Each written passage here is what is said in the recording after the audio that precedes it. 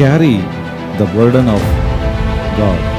ರೋಮಪುರದವರಿಗೆ ಬರೆದ ಪತ್ರಿಕೆ 1ನೇ ಅಧ್ಯಾಯ 16ನೇ ವಚನ. ಅವನು ಹೇಳ್ತಾ ಇದ್ದಾನೆ, Paul says, I am not ashamed of the gospel. ಸುವಾರ್ತೆಯ ವಿಷಯದಲ್ಲಿ ನಾನು ಯಾವುದೇ ಕಾರಣಕ್ಕೂ ನಾಚಿಕೆ ಪಡುವುದಿಲ್ಲ.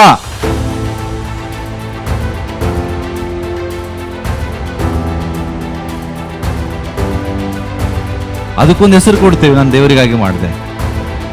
ದೇವರಿಗಾಗಿ ಮಾಡೋದು ಬೇರೆ, ದೇವರಿಗೆ ಇಷ್ಟವಿರುವುದು ಮಾಡೋದು ಬೇರೆ.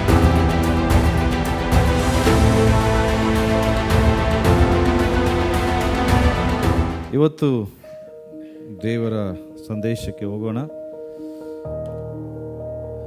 ಸಂದೇಶದ ಶೀರ್ಷಿಕೆ carry the burden of god. ದೇವರ ಭಾರವನ್ನ ಹೊಂದಿಕೊಳ್ಳಿರಿ. ನಿಮಗೆ ಗೊತ್ತಾ, ದೇವರಿಗೆ ಒಂದು ಭಾರ ಇದೆ. ಭಾರಕ್ಕೆ ಬರ್ಡನ್ಗೆ ಆಕ್ಚುಲಿ ಏನ್ ಹೇಳ್ತಾರೆ? ಹೊರೆ. ಇನ್ನೊಂದು ನಾವು ನೋಡಬೇಕು ಏನಂದ್ರೆ, ಇದನ್ನು ಮಾಡಲೇಬೇಕೆಂಬ ಒಂದು ಬಯಕೆ. ಅನೇಕರಿಗೆ ಲೋಕದಲ್ಲಿ ನೋಡ್ರಿ ಸಾಲದ ಭಾರ ಇರ್ತದೆ, ಕಷ್ಟಗಳ ಭಾರ, ಸಮಸ್ಯೆಗಳ ಭಾರ. ಅಂದ್ರೆ ಅದನ್ನು ಹೇಗಾದ್ರೂ ಮಾಡಿ ತೀರಿಸಬೇಕು ಅನ್ನುವಂಥ ಒಂದು ಸಿಚುವೇಶನ್ಸ್, ಪರಿಸ್ಥಿತಿಗಳು ಬರುವಾಗ ಅದಕ್ಕೆ ಭಾರ ಅಂತೇವೆ. ಹಾಗೆ ನಮ್ಮ ತಂದೆಯಾದ ದೇವರು ಒಂದು ಭಾರವುಳ್ಳ ಹೃದಯವುಳ್ಳವನಾಗಿದ್ದಾನೆ. ಇವತ್ತು ಮನುಷ್ಯರಲ್ಲಿ ಆ ಒಂದು ಭಾರ ಇಲ್ಲ, ಬರ್ಡನ್ ಇಲ್ಲ. ಇವತ್ತು ಪ್ರಿಯರೇ, ನಿಜವಾಗ್ಲೂ ನಾವು ಹಾಡಾಡುವಾಗ ನಾವು ಆಕ್ಚುಲಿ ಯಾವ ಗಣನೆಗೆ ಬಾರದವರು. ದೇವರು ಯಾವುದಕ್ಕೂ ಬಾರದೇ ಇರುವಂತ ನಮ್ಮನ್ನ ದೇವರು ಆರಿಸಿಕೊಂಡಿದ್ದಾನೆ.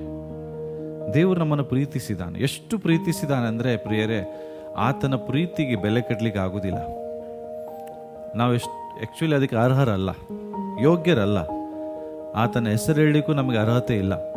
ಆದರೆ ದೇವರು ನಮ್ಮನ್ನು ಎಷ್ಟು ಪ್ರೀತಿಯಿಂದ ಆರಿಸಿಕೊಂಡಿದ್ದಾನಂದ್ರೆ, ನಮ್ಮಲ್ಲಿ ಯಾವುದೇ ತಾರತಮ್ಯ, ಬಣ್ಣ, ನಮ್ಮ ಜಾತಿ, ನಮ್ಮ ಧರ್ಮ, ನಮ್ಮ ಭಾಷೆ ಯಾವುದನ್ನು ನೋಡದೆ ದೇವರು ನಮ್ಮನ್ನು ಪ್ರೀತಿಸಿದ. ತನ್ನ ಹೆಸರಿಡಿದು ನಮ್ಮನ್ನು ಕರೆದ. ನಾವು ತಾಯಿ ಗರ್ಭದಲ್ಲಿರುವಾಗಲೇ ನಮ್ಮ ಬಗ್ಗೆ ಒಂದು ದೊಡ್ಡ ಉದ್ದೇಶ ಇಟ್ಟುಕೊಂಡ. ನಿಜವಾಗಿ ನೋಡ್ರಿ, ನಾವು ಇದಕ್ಕೆ ಅರ್ಹರಾಗಿದ್ದೇವಾ? ಇದಕ್ಕೆ ಯೋಗ್ಯರಾಗಿದ್ದೇವಾ? ನಾವು ಎಷ್ಟೋ ಲೋಕದಲ್ಲಿ ಕೋಟ್ಯಾನುಕೋಟಿ ಜನರಿದ್ದಾರೆ. ಅವರೆಲ್ಲರ ಮಧ್ಯದಲ್ಲಿ ದೇವರು ನಮ್ಮನ್ನು ಪ್ರತ್ಯೇಕವಾಗಿ ಆರಿಸಿಕೊಂಡಿದ್ದಾನೆ. ಕತ್ತಲೆಯಲ್ಲಿದ್ದೀವಿ, ಅಂಧಕಾರದಲ್ಲಿದ್ದೀವಿ. ಆದರೆ ದೇವರು ಅದೆಲ್ಲದರಿಂದ ದೇವರು ನಮ್ಮನ್ನು ಬಿಡಿಸಿದ. ಇವತ್ತು ಆತನ ಮಕ್ಕಳಾಗುವಂಥ ಭಾಗ್ಯ, ಅರ್ಹತೆಯನ್ನು ಕೊಟ್ಟಿದ್ದಾನೆ. ಅಂಗಳ ಅಂತ ಹೇಳಿದ್ರೆ, ಅಂಗಳದಲ್ಲಿದ್ದಂಥ ನಮ್ಮನ್ನಂದ್ರೆ ದೇವರಿಗೆ ಸಂಬಂಧನೇ ಪಡೆದಿರುವಂಥವ್ರು, ಪಾಪಿಗಳು. ಅಂಗಳದಲ್ಲಿ ಬರೋರು ಎಲ್ಲರೂ ಪಾಪವನ್ನು ಎತ್ತುಕೊಂಡು ಬರೋರು. ಆದರೆ ಅಂಥ ಜನರಾದ ನಮ್ಮನ್ನ ದೇವರು ತನ್ನ ಪರಿಶುದ್ಧ ಆಲಯದಲ್ಲಿ ನಿಲ್ಲುವಂತೆ, ತನ್ನ ಸಾನ್ನಿಧ್ಯದಲ್ಲಿ ಬರುವಂತೆ ದೇವರು ಕೃಪೆ ಕೊಟ್ಟಿದ್ದಾರೆ.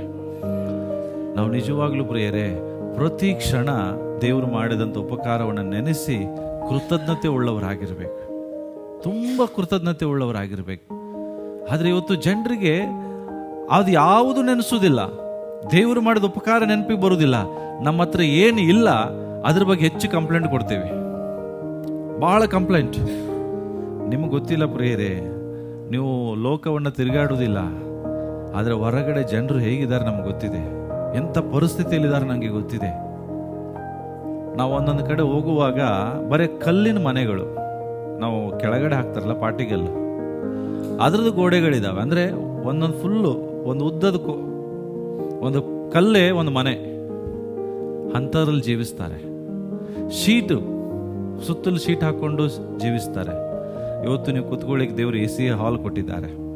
ಆದರೆ ಗುಡಿಸಲಲ್ಲಿ ಕುತ್ಕೊಂಡು ಮಳೆ ಗಾಳಿ ಬಂದರೆ ಎಲ್ಲ ನೀರು ಒಳಗಡೆ ಬರುವಂಥ ಪರಿಸ್ಥಿತಿಗಳಲ್ಲಿ ದೇವರನ್ನ ಆರಾಧಿಸ್ತಿದ್ದಾರೆ, ಅದರಲ್ಲಿ ಸಂತೋಷ ಪಡ್ತಿದ್ದಾರೆ.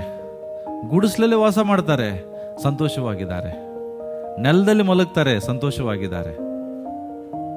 ಆದರೆ ಇವತ್ತು ನಮಗೆ ದೇವರು ಎಂಥ ಸ್ಥಿತಿ ಇಟ್ಟಿದ್ದಾರಲ್ಲ, ಎಂಥ ಒಂದು ಕಂಫರ್ಟ್ ಝೋನ್, ಎಲ್ಲವೂ ವ್ಯವಸ್ಥಿತವಾದಂಥ ಒಂದು ಪರಿಸ್ಥಿತಿಯಲ್ಲಿ ದೇವರು ನಮ್ಮನ್ನು ಇಟ್ಟಿದ್ದಾರೆ. ಆದರೂ ನಮ್ಮಲ್ಲಿ ಕಂಪ್ಲೇಂಟ್ಸ್ಗಳು ಜಾಸ್ತಿ. ಇನ್ನೂ ನಮಗೆ ಏನಿಲ್ಲ, ತೃಪ್ತಿ ಇಲ್ಲ. ನಾನು ಹೇಳ್ತೇನೆ, ನಿಮ್ಮನ್ನು ದೇವರು ಎಷ್ಟೋ ಎಲ್ಲರಿಗಿಂತ ಉನ್ನತವಾದ ಸ್ಥಾನದಲ್ಲಿ ಇಟ್ಟಿದ್ದಾರೆ. ಅದಕ್ಕಾಗಿ ದೇವರಿಗೆ ಯಾವಾಗಲೂ ಕೃತಜ್ಞತೆ ಉಳ್ಳವರಾಗಿರಿ. ಏನು ಇಲ್ಲ ಅದ್ರ ಬಗ್ಗೆ ಟೆನ್ಷನ್ ಮಾಡಬೇಡ್ರಿ, ಏನು ಇದೆ ಅದಕ್ಕೆ ದೇವರಿಗೆ ಸ್ತೋತ್ರ ಮಾಡಿರಿ. ಬರೀ ಇಲ್ಲದನ್ನು ನೋಡಬೇಡ್ರಿ, ಅಲ್ಲೂ ಅವ್ರಿಗೆ ಈ ಥರ ಇದೆ ನಂಗೆ ಇಲ್ಲ ಅದನ್ನು ನೋಡಬೇಡ್ರಿ. ನಿನಗೆ ದೇವರು ಏನನ್ನು ಕೊಟ್ಟಿದ್ದಾನೆ ಅದರಲ್ಲಿ ಸಂತೋಷ ಪಡು, ದೇವರಿಗೆ ಕೃತಜ್ಞತೆ ಉಳ್ಳವನಾಗಿರು. ಎಷ್ಟೋ ಜನರಿಗೆ ಏನೂ ಇಲ್ಲ, ಆದರೆ ನಿನಗಾದರೂ ದೇವರು ಕೊಟ್ಟಿದ್ದಾರೆ. ಒಂದು ಹೊತ್ತು ಊಟ ಮಾಡಿ ಮಲಗು ಜನ ನೋಡಿದೆ ನಾನು, ಒಂದೇ ಹೊತ್ತು ಊಟ, ಅವ್ರಿಗೆ ಬೇರೆ ದಾರಿನೇ ಇಲ್ಲ. ಆದರೆ ಇವತ್ತು ನೀವು 3 ಹೊತ್ತು ಚೆನ್ನಾಗಿ ಊಟ ಮಾಡ್ತಿದ್ದೀರಿ. ಒಂದೇ ಬಟ್ಟೆಯನ್ನು ಒಂದೊಂದು ವಾರ ಹಾಕೋತಾರೆ ಜನ. ನಾವು ಕಣ್ಣಾರೆ ಕಂಡಿದ್ದೀವಿ, ಕೇಳಿದ್ದೀವಿ ಕಿವಿಯಾರೆ, ಸರ್ ಇದು ಬಿಟ್ಟರೆ ನಮಗಿಲ್ಲ. ಆದರೆ ನಿಮಗೆ ದಿನಕ್ಕೆ 2 ಬಟ್ಟೆ ಚೇಂಜ್ ಮಾಡ್ತೀರಿ, ಹೌದಲ್ಲ? ಇದು ದೇವರು ಮಾಡಿದ ಉಪಕಾರ ರೀ, ನಾವು ಇದನ್ನು ನೆನೆಸೋದಿಲ್ಲ. ಇವತ್ತು ನೀವು ಸತ್ತರೆ ಇವತ್ತೇ ನಿಮ್ಮನ್ನು ದೇವರು ಪರಲೋಕಕ್ಕೆ ಕರ್ಕೊಂಡು ಹೋಗ್ತಾರೆ. ಆದರೆ ಜಸ್ಟ್ ಇಮ್ಯಾಜಿನ್ ಮಾಡ್ರಿ, ನಿಮ್ಮ ಸಂಬಂಧಿಕರು, ನಿಮ್ಮ ಬಂಧು ಬಳಗದವರು, ಅಕ್ಕಪಕ್ಕದವರು, ಜೊತೆಯಾಗಿ ಕೆಲಸ ಮಾಡುವಂಥ ಕೆಲಸಗಾರರು, ಇವರ ಗತಿ ಏನು? ಇವ್ರ ಗತಿ ಏನು? ನೀನು ಸಾಯ್ತೀಯ. ಯಾಕೆಂದ್ರೆ ಪರಲೋಕಕ್ಕೆ ಯಾರು ಹೋಗಕ್ಕಾಗೋದಿಲ್ಲ. ಯಾರು ಯೇಸುವಿನ ರಕ್ತದಿಂದ ತೊಳೆಯಲ್ಪಟ್ಟಿದ್ದಾರೋ ಅವರಿಗೆ ಮಾತ್ರ ಪರಲೋಕ. ಜಸ್ಟ್ ಎಷ್ಟು ವರ್ಷ ಇರ್ತೀರಿ ಪರಲೋಕದಲ್ಲಿ? 100 ವರ್ಷ, 1000 ವರ್ಷ, 10,000 ವರ್ಷ, 1 ಕೋಟಿ ವರ್ಷ? ಬೈಬಲ್ ಹೇಳ್ತದೆ ನಿತ್ಯ, ನಿರಂತರ.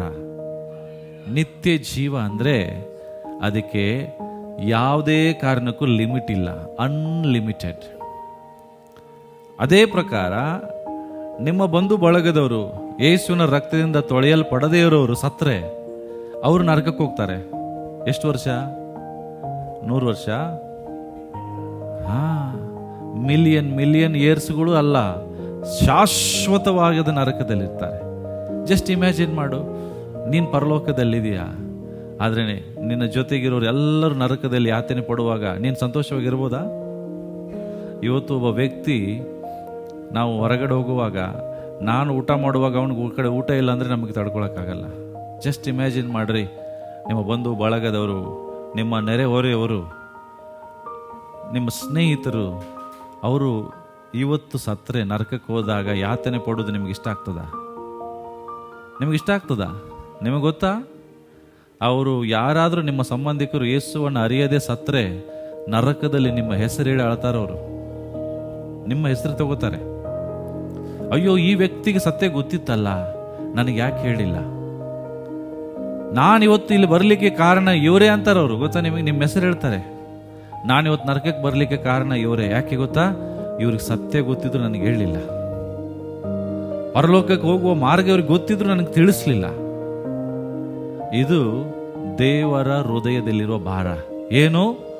ಒಬ್ಬ ವ್ಯಕ್ತಿ ನಾಶವಾಗಬಾರ್ದು, ಒಬ್ಬನು ನಾಶವಾಗಬಾರ್ದು. ಲೋಕದಲ್ಲಿರುವಂಥ ಎಲ್ಲ ಜನರು ರಕ್ಷಿಸಲ್ಪಡಬೇಕು. 3:16 ಯೋಹಾನ ಹೇಳ್ತದೆ, ಆತನ ನಂಬುವನು ಒಬ್ಬನು ನಾಶವಾಗಬಾರ್ದು. ಲೋಕದ ಮೇಲೆ ಎಷ್ಟೋ ಪ್ರೀತಿ ಅಂದರೆ, ಇಡೀ ಜಗತ್ತಿನಲ್ಲಿರುವ ಎಲ್ಲ ಜನರ ಮೇಲೆ ದೇವರು ಪ್ರೀತಿ ಇಟ್ಟರು. ಅವ್ರು ಎಂಥದೇ ಭಾಷೆಗಳನ್ನಾಡಲಿ, ಎಂಥದೇ ಜಾತಿಯವರಾಗಿರಲಿ, ಮೇಲು ಕೀಳು, ಶ್ರೀಮಂತರು, ಬಡವರು, ದರಿದ್ರರು, ಭಿಕ್ಷೆ ಬೇಡುವಂಥ ಎಲ್ಲರಿಗಾಗಿ ಅವರನ್ನು ಪ್ರೀತಿಸಿ ದೇವರು ತನ್ನ ಒಬ್ಬನೇ ಮಗನನ್ನು ಕೊಟ್ಟನು. ಯಾಕೆಂದ್ರೆ ಇದು ದೇವರ ಹೃದಯದಲ್ಲಿರುವ ಭಾರ. ಇವತ್ತು ನಮಗೆ ಎಂತ ಭಾರ ಇದೆ?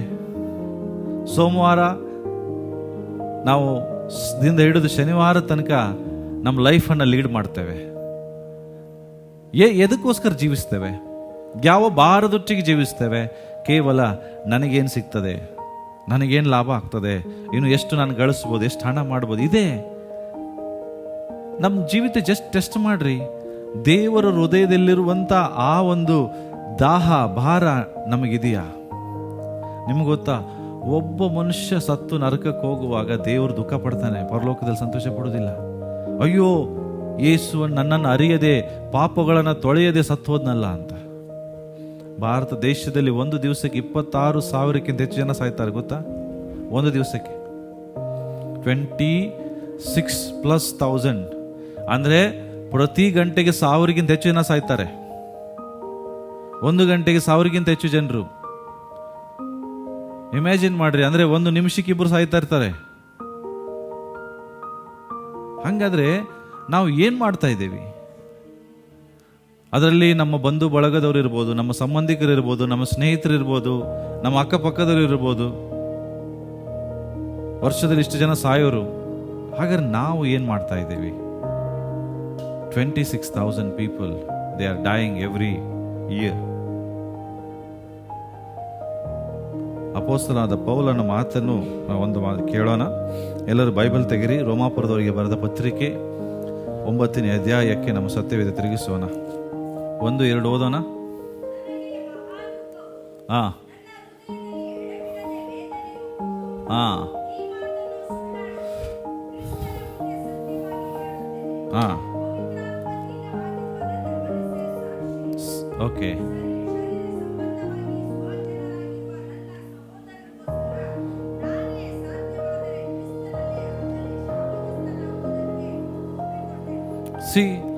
ಈತನು ಹುಟ್ಟುತ್ತಾನೆ ಇಸ್ರಾಯೇಲನು, ಯಹೂದಿಯಾದಂಥ ವ್ಯಕ್ತಿ. ಆದ್ರೆ ಈತನಿಗೆ ತನ್ನ ಜನರ ಮೇಲೆ ಬೈಬಲ್ ಹೇಳುತ್ತದೆ ಮಹಾ ದುಃಖ, ಎಡಬಿಡದೆ ವೇದನೆ ಉಂಟು. ಯಾರಿಗಾಗಿ? ನನ್ನ ಸ್ವಜನರಿಗಾಗಿ, ನನ್ನ ಸಹೋದರಿಗಾಗಿ. ಇವತ್ತು ನಿಮಗೆ ನಿಜವಾಗಲೂ ಈ ದುಃಖ ಇದೆಯಾ? ನಿಮ್ಮ ಸ್ವಜನರಿಗಾಗಿ ನಿಜವಾಗ್ಲೂ ಈ ದುಃಖ ನಿಮಗಿದೆಯಾ? ನಿಮ್ಮ ಅಕ್ಕಪಕ್ಕದವರಿಗಾಗಿ ಈ ದುಃಖ ಇದೆಯಾ? ನಿನ್ನ ಸ್ನೇಹಿತರಿಗಾಗಿ ಈ ದುಃಖ ಇದೆಯಾ? ನಿನ್ನ ಜೊತೆಗೆ ಕೆಲಸ ಮಾಡುವ ಜನರ ಬಗ್ಗೆ ಈ ದುಃಖ ಇದೆಯಾ? ಅವನು ಹೇಳ್ತಾ ಇದ್ದಾನೆ, ನನಗೆ ಒಂದು ವೇದನೆ ಆಗ್ತಾ ಇದೆ. ಯಾಕೆಂದ್ರೆ ನನ್ನ ಜನರು ಅಪನಂಬಿಗಸ್ಥರಾಗಿದ್ದಾರೆ. ದೇವರನ್ನ ತಿಳ್ಕೊಂಡು ಅವರು ದೇವರಿಂದ ದೂರ ಹೋಗ್ತಾ ಇದ್ದಾರೆ. ಇವತ್ತು ದೇವರನ್ನ ತಿಳಿಯದೇ ಇರೋರು ಎಷ್ಟು ಜನ ನಿಮ್ಮ ಮುಂದೆ ಇದ್ದಾರೆ, ಅಕ್ಕಪಕ್ಕದಲ್ಲಿದ್ದಾರೆ. ನಿಜವಾಗ್ಲೂ ನಿಮಗೆ ಇದು ವೇದನೆ ಉಂಟಾ? ಇದೇ ವೇದನೆ ತಂದೆ ಆ ದೇವರಿಗೆ ಆಗ್ತಿರ್ತದೆ ಎವ್ರಿ ಡೇ. ಯಾರ ಬಗ್ಗೆ? ನಾನು ಸೃಷ್ಟಿಸಿದ ಜನರು, ನನ್ನ ಜನರು. ಯೇಸುಸ್ವಾಮಿ ಈ ಲೋಕಕ್ಕೆ ಬಂದಾಗ ಜನರನ್ನ ನೋಡಿ ಕಣ್ಣೀರು ಬಂತು ದೇವಸ್ವಾಮಿಗೆ. ಅಳಲಿಕ್ಕೆ ವೇದನೆ ಉಂಟಾಯ್ತು. ಯಾಕೆ ದುಃಖ ಆಯ್ತಂತ ನೋಡಿದ್ರೆ, ಕುರಿಗಳಿಲ್ಲದ, ಕುರುಬನಿಲ್ಲದ ಕುರಿಗಳ ಹಾಗೆ ಅಲಿತಾ ಇದ್ದಾರೆ ಜನರು. ಇವರನಿಗೆ ಕುರುಬ ಇಲ್ಲ, ಕುರುಬನಿಲ್ಲದ ಕುರಿಗಳು, ರಕ್ಷಣೆ ಇಲ್ಲದ ಜನರು, ನರಕಕ್ಕದ ಮಾರ್ಗದಲ್ಲಿ ಹೋಗುವಂತ ಜನರಿದ್ದಾರೆ ಅಂತ ನೋಡಿ ಅವ್ರು ನೋಡಿ ಮಹಾವೇದನೆ ಆಗ್ತದೆ. ಯಾರಿಗೆ? ಸ್ವಾಮಿಗೆ. ಪ್ರಿಯರೇ, ಇವತ್ತು ನೀವು ಲೋಕದಲ್ಲಿ ಹೋಗ್ತಿರ್ತೀರಿ, ಕೆಲಸಗಳನ್ನು ಮಾಡ್ತಿರ್ತೀರಿ. ನಿಮ್ಮ ಅಕ್ಕಪಕ್ಕದಲ್ಲಿ ಜನರು ನೋಡುವಾಗ, ಅವರು ಪಾಪಗಳನ್ನು ಮಾಡುವಾಗ, ಲೌಕಿಕ ಕಾರ್ಯಗಳಲ್ಲಿ ತೊಡಗಿದಾಗ, ವ್ಯರ್ಥವಾದ ಕಾರ್ಯಗಳನ್ನು ಮಾಡುವಾಗ ಅವ್ರು ನೋಡಿ ಇದೇ ರೀತಿಯಾಗಿ ನಿಮಗೆ ವೇದನೆ ಆಗ್ತದಾ? ಇಲ್ಲ. ಅದಕ್ಕೆ ಇವತ್ತಿನ ಸಂದೇಶ, ಆ ದೇವರ ಹೃದಯದಲ್ಲಿರುವಂಥ ಭಾರವನ್ನು ಹೊಂದಿಕೊಳ್ಳ್ರಿ. ಒಬ್ಬ ಕ್ರೈಸ್ತನು, ಒಬ್ಬ ವಿಶ್ವಾಸ ಯೇಸುವನ್ನ ನಂಬದಾಗಲೇ ಈ ಒಂದು ಭಾರ ನಮಗೆ ಬರಬೇಕು. ಜನರಿಗಾಗಿ ಮಹಾ ದುಃಖ. ಅವನು ಹೇಳ್ತಾನೆ, ಶರೀರ ಸಂಬಂಧವಾಗಿ ಇರುವ ಸ್ವಜನರು, ನನ್ನ ಸಹೋದರರಿಗೋಸ್ಕರ ಸಾಧ್ಯವಾದರೆ, ಅಂದ್ರೆ ಅಟ್ಲೀಸ್ಟ್ ಅವ್ರು ರಕ್ಷಿಸಿದ್ರೆ ನನ್ನನ್ನು ಶಾಪ ದೇವ್ರು ಮಾಡಲಿ, ಅವರಾಗೆ ದೇವ್ರು ರಕ್ಷಿಸಲಿ. ಇಷ್ಟು ಮಹಾವೇದನೆ ಅಪೊಸ್ತಲನಾದ ಪೌಲನಿಗಿದೆ. ಇವತ್ತು ದೇವರು ನಮ್ಮನ್ನು ರಕ್ಷಿಸಿದ್ದಾರೆ. ನಾವು ಅವರ ಮಧ್ಯದಲ್ಲೇ ವಾಸಿಸ್ತೇವೆ, ಅವರೊಟ್ಟಿಗೆ ಮಜಾ ಮಾಡ್ತೇವೆ, ಎಂಜಾಯ್ ಮಾಡ್ತೇವೆ, ನಗ್ತೇವೆ, ಎಲ್ಲವನ್ನ ಮಾಡ್ತೇವೆ. ಒಂದು ಮಾತು ಹೇಳೋದಿಲ್ಲ, ಫ್ರೆಂಡ್, ಸಹೋದರ, ಸಹೋದರಿ, ಯೇಸುವನ್ನು ನಂಬು. ಪರಲೋಕಕ್ಕೆ ಯೇಸು ಬಿಟ್ಟರೆ ಬೇರೆ ಮಾರ್ಗ ಇಲ್ಲ. ಇವತ್ತು ನೀನು ಸತ್ತರೆ ನರಕನೇ. ಯಾಕೆಂದರೆ ಪಾಪಗಳನ್ನು ಕ್ಷಮಿಸುವಂಥವ್ರು ಒಬ್ಬರೇ, ಅವರು ಯೇಸು ಸ್ವಾಮಿ. ನಿನಗಾಗಿ ಆತನು ತನ್ನ ಪ್ರಾಣವನ್ನೇ ಕೊಟ್ಟಿದ್ದಾರೆ. ನೀನು ಇವತ್ತು ಆತ ನಂಬುದಾದರೆ ನಿನಗೆ ರಕ್ಷಣೆ. ಈ ಒಂದು ಮಾತು ನಮಗೆ ಹೇಳಕ್ಕಾಗೋದಿಲ್ಲ.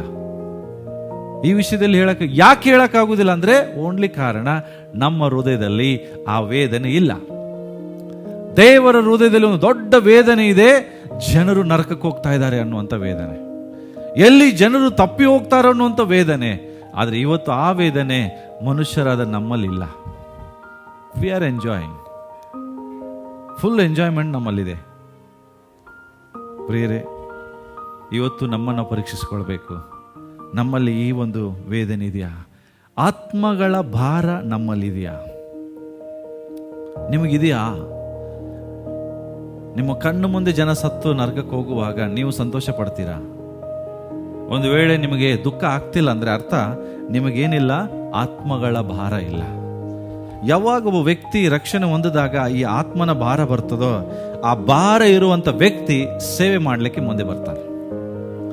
ಭಾರ ಇಲ್ಲದೆ, ವೇದನೆ ಇಲ್ಲದೆ ಸೇವೆ ಮಾಡೋಕ್ಕಾಗಲ್ಲ ಪ್ರಿಯರೇ. ಯಾಕೆ ಇವತ್ತು ದೇವರು ಸೇವೆಗಾಗಿ ಉಪಯೋಗಿಸ್ತಾ ಇಲ್ಲ ಅಂದರೆ ಆ ಭಾರ ಇಲ್ಲ, ಬರ್ಡನ್ ಇಲ್ಲ. ನಿಜವಾಗಿ ನಿಮ್ಮ ಹೃದಯದ ಒಳಗಡೆ ವೇದನೆ, ಕರ್ತನಿಗ ಜನರಿಗೋಸ್ಕರ ನಾನು ಮಾಡಬೇಕನ್ನುವಂಥ ಭಾರ ಇದ್ರೆ ಖಂಡಿತ ನಾನು ಒಂದು ಹೇಳಕ್ಕೆ ಇಷ್ಟಪಡ್ತೇನೆ. ಭಾಳ ಜನರು ಆಸೆ ಪಡ್ತಾರೆ, ಏನು ದೇವರಿಗಾಗಿ ಏನಾದರೂ ಒಂದು ಮಾಡ್ಬೇಕಂತೇಳಿ. ದೇವರಿಗಾಗಿ ಏನಾದರೂ ಮಾಡ್ಬೇಕಂತ ಹೋಗ್ಬೇಡ್ರಿ. ದೇವರು ಇಷ್ಟಪಡುವ ಏನಾದರೂ ಮಾಡ್ಬೇಕಂತ ಇಷ್ಟಪಡ್ರಿ. ದೇವರಿಗಾಗಿ ಮಾಡೋದು ಭಾಳ, ಆದರೆ ನೀನು ಮಾಡೋದು ಎಲ್ಲವೂ ದೇವ್ರಿಗೆ ಇಷ್ಟ ಆಗ್ಬೇಕಲ್ಲ. ದೇವರಿಗಾಗಿ ಏನಾದರೂ ಮಾಡ್ಬೇಕಂತ ಹೋಗ್ಬೇಡ, ದೇವರಿಗೆ ಇಷ್ಟವಾಗುವುದು ಏನಾದರೂ ಮಾಡು. ಏನು ದೇವರಿಗೆ ಇಷ್ಟವಾಗುವುದು? ಯೇಸು ಹೇಳ್ತಾರೆ, ನಾನು ಈ ಲೋಕದಲ್ಲಿ ಇರುವಾಗ ನಾನು ಯಾವುದು ನನ್ನ ಇಷ್ಟ ಹಂಗೆ ಮಾಡೋಲ್ಲ. ಯೋಹಾನ್ 8:29.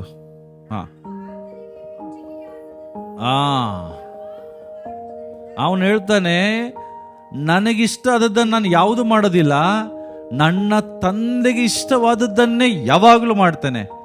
ನಾವು ನಿಜವಾಗ್ಲೂ ಯಾವಾಗಲೂ ತಂದೆಗೆ ಇಷ್ಟವಾದದ್ದನ್ನು ಮಾಡ್ತೇವೆ, ನಮಗಿಷ್ಟವಾದದ್ದನ್ನು ಮಾಡ್ತೇವೆ. ಅದಕ್ಕೊಂದು ಹೆಸರು ಕೊಡ್ತೇವೆ, ನಾನು ದೇವರಿಗಾಗಿ ಮಾಡಿದೆ. ದೇವರಿಗಾಗಿ ಮಾಡೋದು ಬೇರೆ, ದೇವರಿಗೆ ಇಷ್ಟವಿರುವುದು ಮಾಡೋದು ಬೇರೆ. ಕೇಳ್ರಿ ದೇವರಿಗೆ, ದೇವರೇ ಇದನ್ನ ನಾನು ಮಾಡ್ಲಿಕ್ಕೆ ಹೋಗ್ತಾ ಇದ್ದೀನಿ, ಬಟ್ ಇದು ನಿಂಗೆ ಇಷ್ಟನಾ? ಭಾಳ ಜನ ಹೇಳ್ತಾರೆ ದೇವ್ರ ಕೆಲಸ ಮಾಡ್ಬೇಕು ನಾನಂತ.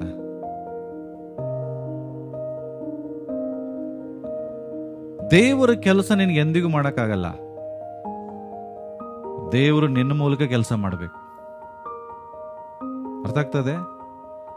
ನೀನ್ ದೇವ್ರ ಕೆಲಸ ಮಾಡೋಕ್ಕಾಗಲ್ಲ, ನಿನ್ನ ಮೂಲಕ ದೇವ್ರ ಕೆಲಸ ಮಾಡ್ತಾರೆ. ನಿನಗೊಂದು ಆತ್ಮ ರಕ್ಷಿಸಕ್ಕಾಗಲ್ಲ, ನಿನ್ನ ಮೂಲಕ ದೇವರ ಆತ್ಮಗಳನ್ನು ರಕ್ಷಿಸ್ತಾರೆ. ನಿನಗೆ ಒಬ್ಬ ರೋಗಿಗೆ ಗುಣಪಡಿಸಕ್ಕಾಗಲ್ಲ, ಆದರೆ ನಿನ್ನ ಮೂಲಕ ದೇವ್ರ ರೋಗಿನ ಗುಣಪಡಿಸ್ತಾರೆ.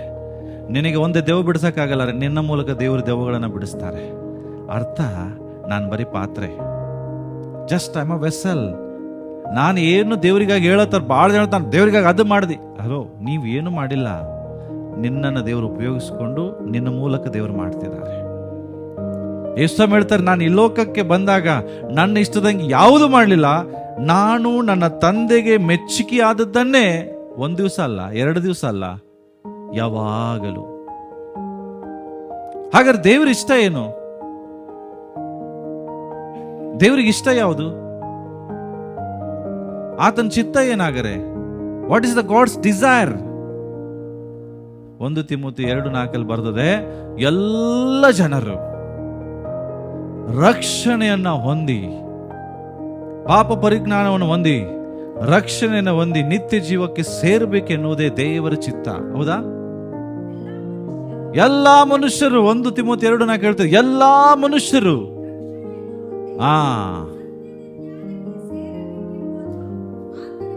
ಹಲೋ, ಇಲ್ಲೇ ಇದ್ದೀರಾ? ಹಾಗಾದ್ರೆ ದೇವರಿಗೆ ಇಷ್ಟವಾದದ್ದೇನು? ಜೋರಾಗಿ ಹೇಳ್ರಿ. ದೇವರಿಗೆ ಇಷ್ಟವಾದದ್ದೇನು? ಎಲ್ಲರೂ ರಕ್ಷಣೆ ಹೊಂದಬೇಕು, ಸತ್ಯದ ಪರಿಜ್ಞಾನವನ್ನು ಹೊಂದಬೇಕು ಅನ್ನುವುದು ದೇವರಿಗೆ ಇಷ್ಟ. ಈ ಕೆಲಸವನ್ನ ಮಾಡ್ರಿ. ದೇವರಿಗಾಗಿ ಏನಾದ್ರೂ ಮಾಡ್ತೇನೆ ಬ್ರದರ್, ಏನ್ ಮಾಡ್ತೀರಿ? ದೇವರಿಗೆ ಇಷ್ಟವಾದ ಕಾರ್ಯವನ್ನ ಮಾಡ್ರಿ. ಇದು ದೇವರಿಗೆ ಇಷ್ಟ. ಯಾವುದು? ಎಲ್ಲಾ ಜನರು, ಲೋಕದಲ್ಲಿರುವಂತ ಎಲ್ಲಾ ಜನರು. ಅದಕ್ಕಿಂತ ಮುಂಚಿತವಾಗಿ ಹೇಳ್ತದೆ, ಅಧಿಕಾರಿಗಳಿಗಾಗಿ ಪ್ರಾರ್ಥಿಸ್ರಿ, ಅರಸುಗಳಿಗಾಗಿ ಪ್ರಾರ್ಥಿಸ್ರಿ, ಜನರಿಗಾಗಿ ಪ್ರಾರ್ಥಿಸ್ರಿ. ಯಾಕೆ? ಎಲ್ಲರೂ ರಕ್ಷಿಸಲ್ಪಡಬೇಕು, ಎಲ್ಲರೂ ನಿತ್ಯ ಜೀವನ ಹೊಂದಬೇಕು, ಎಲ್ಲರಿಗೆ ಪಾಪ ಕ್ಷಮಾಪಣೆ ಆಗ್ಬೇಕು. ಇದು ದೇವರ ಕನಸು, ಇದು ದೇವರ ಬಯಕೆ, ಇದು ದೇವರು ಎದುರು ನೋಡುವಂತ ಕಾರ್ಯ. ಇದಕ್ಕೆ ಇದಕ್ಕೆ ಸಮಯ ಇಲ್ಲ. ನಮಗೆ ಬೇರೆದೆಲ್ಲದಕ್ಕೂ ನಮಗೆ ಸಮಯ ಇದೆ. ಒಂದು ಆತ್ಮವನ್ನ ಕರ್ತನ ಬಳಿಗೆ ನಡೆಸಲಿಕ್ಕೆ ಸಮಯ ಇಲ್ಲ. ಕೆಲವರು ರಿಟೈರ್ಮೆಂಟ್ ತಗೊಂಡ್ಬಿಟ್ಟಿದ್ದಾರೆ, ಮುಗೀತು ನಂದು. ಸುವಾರ್ತೆ ಸಾರುವುದಕ್ಕೆ ರಿಟೈರ್ಮೆಂಟ್ ಇಲ್ಲ, ಸಾಯುವವರೆಗೂ ನೀನು ಸಾರಲೇಬೇಕು. ವಯಸ್ಸಾದಂಥ ಜನರು ನಾನು ಭಾಳ ಜನರಿಗೆ ಸೇವಕರು ಭೇಟಿಯಾಗಿದ್ದೀನಿ, 80-90 ವರ್ಷ ಆದಂಥವ್ರು ಪ್ರೇಯರ್ ಮಾಡ್ತಿದ್ದಾರೆ. ಯಾಕೆ ಗೊತ್ತಾ? ದೇವರೇ ಇನ್ನೊಂದು 2 ವರ್ಷ ಕೊಟ್ರೆ ಇನ್ನೊಂದು 1000 ಜನರಿಗೆ ಸುವಾರ್ತೆ ಹೇಳ್ತಾನೆ, ಇನ್ನೂ 1 ವರ್ಷ ಬದುಕಕ್ಕೆ ಅವಕಾಶ ಕೊಟ್ರೆ, ಶರೀರದಲ್ಲಿ ಬಲ ಕೊಟ್ರೆ ಇನ್ನೂ 100 ಆತ್ಮಗಳಿಗೆ ಸುವಾರ್ತೆ ಸಾರ್ತಾನೆ. ಇದಕ್ಕಾಗಿ ಅವರು ಪ್ರೇಯರ್ ಮಾಡ್ತಿದ್ದಾರೆ. ನಾವು ಇದಕ್ಕಾಗಿ ಪ್ರೇಯರ್ ಮಾಡ್ತಿದ್ದೀವಿ. ನಾವೆಲ್ರಿಗೂ ಸಾಯ್ಲಿಕ್ಕೆ ಇಷ್ಟ ಇಲ್ಲ. ಯಾರಿಗಾರು ಇಷ್ಟ ಇದೆಯಾ? ಯಾರಿಗೂ ಇಷ್ಟ ಇಲ್ಲ. ಬಟ್ ಎದಕ್ಕಾಗಿ ಪ್ರೇಯರ್ ಮಾಡ್ತೀರಿ? ಎದಕ್ಕೆ ಭಾಳ ದಿನ ಬದುಕಬೇಕಂತೀರಿ? ಮಕ್ಕಳಿಗಾಗಿ, ಹೆಂಡತಿಗಾಗಿ. ದೇವರೇ ನನ್ನ ಹೆಂಡತಿಗೆ ಇನ್ನೂ ಮನೆ ಕಟ್ಕೊಟ್ಟಿಲ್ಲ, ದೇವರೇ ಮಕ್ಕಳಿಗೆ ಇನ್ನೂ ಸರಿಯಾದ ಎಜುಕೇಶನ್ ಕೊಟ್ಟಿಲ್ಲ, ನಾನು ಸತ್ತರೆ ಅವರು ಅನಾಥರಾಗ್ತಾರೆ. ಇದಕ್ಕಾಗಿ ಬದುಕುವ ಆಸೆ ಜನರಿಗೆ. ಹಲೋ, ನೀನ್ ಕೈ ಬಿಟ್ರು ದೇವ್ರ ಕೈ ಬಿಡೋದಲ್ಲ ನಿನ್ನ ಹೆಂಡತಿ ಮಕ್ಕಳನ್ನ. ಅರ್ಥ ಆಗ್ತದೆ? ನೀವು ಸತ್ರು ನಿಮ್ಮ ಗಂಡಂದ್ರನ್ನ ದೇವ್ರ ಕೈ ಬಿಡುದಿಲ್ಲ, ನೀವು ಸತ್ರು ನಿಮ್ಮ ತಂದೆ ತಾಯಿಗಳನ್ನ ದೇವ್ರ ಕೈ ಬಿಡುದಿಲ್ಲ. ದೇವ್ರ ವಾಕ್ಯ ಹೇಳ್ತೇನೆ, ನಾನು ನಿಮ್ಮನ್ನು ಅನಾಥರಾಗಿ ಬಿಡುವುದಿಲ್ಲ, ಯುಗದ ಸಮಾಪ್ತಿಯವರೆಗೂ ನಾನು ನಿಮ್ಮ ಸಂಗಡ ಇರ್ತೇನೆ. ನೀವೇನ್ ಜೊತೆಗಿರ್ತೀರಿ? ಎದಕ್ಕಾಗಿ ಬದುಕ್ರಿ? ದೇವರೇ ಉಸಿರಿರುವವರೆಗೂ ನೀನು ಸುವಾರ್ತೆಯನ್ನು ಸಾರ್ತೇನೆ. ಈ ಭಾರ ಹೊತ್ಕೊಳ್ರಿ. ಮಹಾ ದುಃಖ, ಹೃದಯದಲ್ಲಿ ಒಂದು ವೇದನೆ. ಯಾರಿಗಾಗಿ? ಜನರಿಗಾಗಿ. ಜನರದು ನರಕಕ್ಕೆ ಹೋಗ್ತಾ ಇದ್ದಾರೆ, ದೇವ್ರಿ ಅವರಿಗಾಗಿ. ಇದಕ್ಕಾಗಿ ನೆಹೆಮ್ಯನ ಪುಸ್ತಕ ತೆಗಿರಿ, 1ನೇ ಅಧ್ಯಾಯ 4ನೇ ವಚನ ಓದ್ರಿ. ನೆಹೆಮ್ಯ 1:4 ಬೈಬಲ್ ತೆಗಿರಿ ಬೇಗ. ಅವರು ನನಗೆ ಸೆರೆ ಒಳಗಡೆ ತಪ್ಪಿಸಿಕೊಂಡು ಆ ಸಂಸ್ಥಾನದಲ್ಲಿ ವಾಸಿಸುತ್ತಿರುವವರು ಮಹಾ ಕಷ್ಟ ನಿಂದನೆಗೆ ಒಳಗಾಗಿದ್ದಾರೆ. ಯೆರೂಸಲೇಮಿನ ಪೌಳಿ ಗೌಡಿಗಳು ಕೆಡವಲ್ಪಟ್ಟಿರುತ್ತದೆ, ಅದರ ಬಾಗಿಲುಗಳು ಬೆಂಕಿಯಿಂದ ಸುಡಲ್ಪಟ್ಟಿರುತ್ತದೆ ಎಂದು ಕೇಳಿದರು. ನಾನು ಈ ವರ್ತಮಾನವನ್ನ ಕೇಳಿ ಏನ್ ಮಾಡಿದ? ಜೋರಾಗಿ ಹೇಳ್ರಿ, ಎಲ್ರು ಹೋದ್ರಿ. ಆಮೇಲೆ ಏನ್ ಮಾಡ್ದ?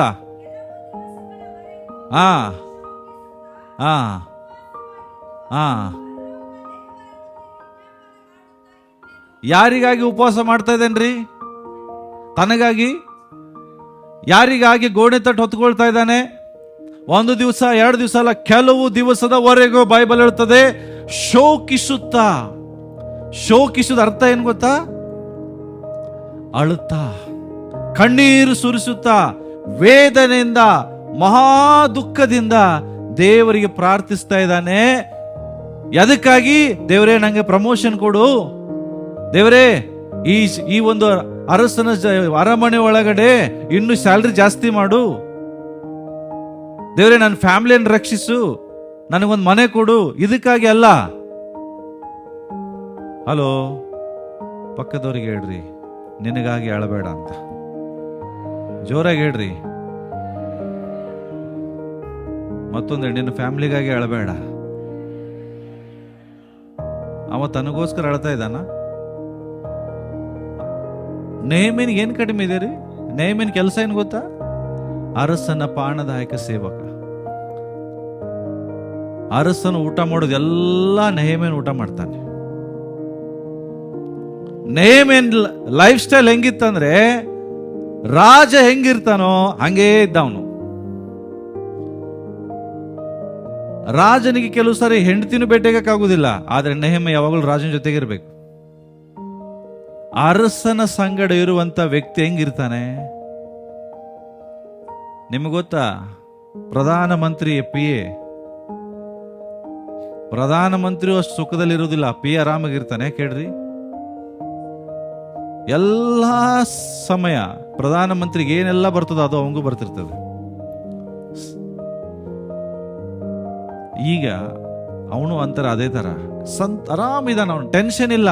ಅವನಿಗೆ ಊಟ ತಿಂಡಿ ಹಣ, ಓಕೆ, ಮನೆ, ಮಲಗಲಿಕ್ಕೆ, ಉಟ್ಕೊಳ್ಳಿಕ್ಕೆ, ಬಟ್ಟೆ ಏನು ಕೊರತೆ ಇಲ್ಲ. ಅವ ಅಳೋ ಅವಶ್ಯಕತೆನೇ ಇಲ್ಲ. ಯಾರಿಗಾಗಿ ಅಳ್ತಾ ಇದ್ದಾನೆ? ಜೋರಾಗಿ ಹೇಳ್ರಿ, ಯಾರಿಗಾಗಿ ಅಳ್ತಾ ಇದ್ದಾನೆ? ಯಾರಿಗಾಗಿ ಉಪವಾಸ ಮಾಡ್ತಾ ಇದ್ದಾನೆ? ಇದಕ್ಕೆ ಹೇಳ್ತಾರೆ ಭಾರ, ಇದಕ್ಕೆ ಹೇಳ್ತಾರೆ ದುಃಖ, ವೇದನೆ. ಜನರಿಗಾಗಿ ಏನಂತ? ನನ್ನ ಜನರು ಕಷ್ಟದಲ್ಲಿದ್ದಾರೆ, ವೇದನೆಯಲ್ಲಿದ್ದಾರೆ, ಯೆರೂಸಲೇಮಿನ ಪೌಳಿಗಳು ಬಿಡಲ್ಪಟ್ಟಿದೆ. ಇದು ಭಾರ ಇವತ್ತು ಲೋಕದ ಜನರಿಗೆ, ನಮಗೆ ವಿಶೇಷವಾಗಿ ಸಭೆಯಲ್ಲಿರೋ ಜನರಿಗೆಲ್ಲ. ಎಂಜಾಯ್ ಮಾಡ್ತಿದ್ದಾರೆ ಜೀವಿತ, they are enjoying their life. ಪಕ್ಕದಲ್ಲಿ ಅವನು ಸತ್ತು ಬಿದ್ರು ಏನು ಬಿದ್ದೋಗೋದಿಲ್ಲ. ಫೋನ್ ಕೇಳ್ತೀವಿ, ಅಯ್ಯೋ ಸತ್ತ, ಅಷ್ಟೇ ಮುಗೀತು. ಮುಗೀತು. ಮತ್ತೆ ನಮ್ಮ ಜೀವಿತ. ಸತ್ಯದಕ್ಕೆ ಕಳ್ಳ ಅಂತ ಹೇಳ್ತಾ ಇಲ್ಲ ನಾನು.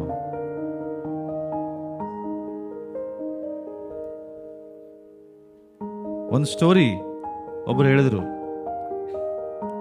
ಏನ್ ಸ್ಟೋರಿ? ಒಂದು ನಡೆದ ಘಟನೆ. ಒಂದು ಸಹೋದರಿ, ಅವಳು ಇನ್ನೊಂದು ಸಹೋದರಿ ಸ್ನೇಹಿತಳು. ಆದ್ರೆ ಆ ಸಹೋದರಿ ವ್ಯಭಿಚಾರ ಮಾಡ್ತಿದ್ಲು. ಏನು? ವ್ಯಭಿಚಾರ. ಜನರು ಆಕೆ ವ್ಯಭಿಚಾರ ಮಾಡೋದನ್ನ ಗೊತ್ತಾಗಿ ಅವಳನ್ನು ಸೇರಿಸ್ತಿರ್ಲಿಲ್ಲ, ಅವಳ ಜೊತೆಗೆ ಮಾತಾಡ್ತಿರ್ಲಿಲ್ಲ, ಅವಳನ್ನು ಕೀಳವಾಗಿ ನೋಡ್ತಿದ್ರು. ಆದ ಘಟನೆ.